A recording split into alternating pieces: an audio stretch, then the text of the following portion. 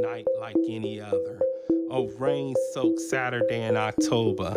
The sort of night that forced people to stay in and look for warmth and company wherever they could find it. For 3 college roommates, the company was easy enough to come by, but the warmth, that was harder to find.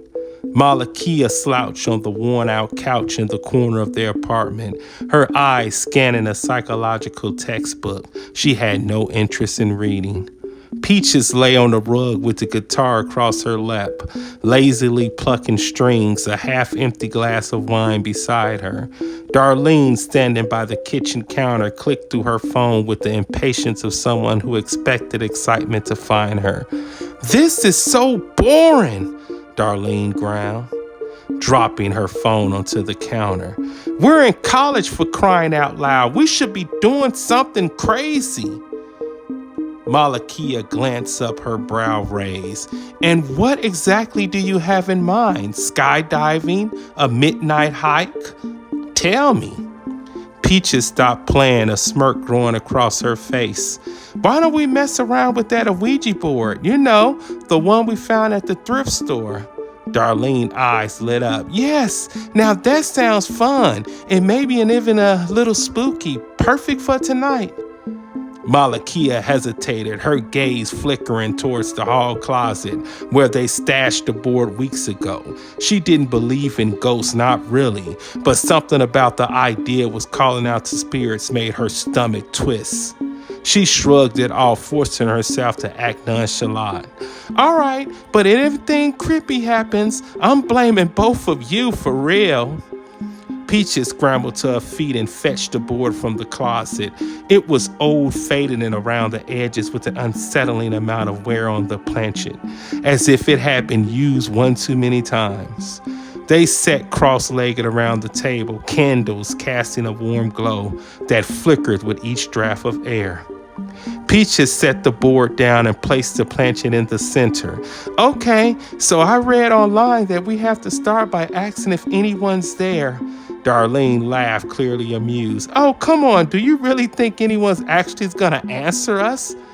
"Only one way to find out," Malakia replied, giving her sad, long glance. She was determined not to seem like the scared one. They each placed 2 fingers on a planchet, exchanging skeptical glances. Peaches took a breath, her tone turning serious. "Is there anyone here with us?" For a moment, the room was silent except for the rain tapping against the window. Just as Darlene started to chuckle, the planchet moved, scraping across the board slowly, spelling out one letter at a time. Y-E-S. They froze, eyes wide, hands trembling. Darlene pulled her hand back, but Peaches grabbed it, holding her in place. "No, we keep going." Malakia swallowed, her pulse quickened, but she fought to stay calm. "What's your name?" Again, the planchet shifted, moving with the steady, unnerving force. It spelled out A-B-Y-D-O-S.